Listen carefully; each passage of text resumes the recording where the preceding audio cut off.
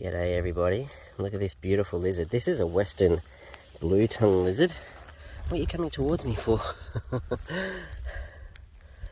you can see they've got that bright blue tongue, very similar to a bobtail. Difference is they have a pointy tail, whereas the bobtails have a stumpy tail. Western blue tongue, very beautiful.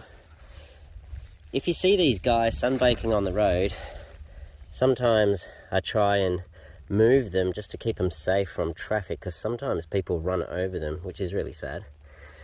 This is a safe way to pick them up, by the way, just behind their neck. So you can distract them with one hand, pick them up with the other if you need to move them off a road or something like that to keep them safe.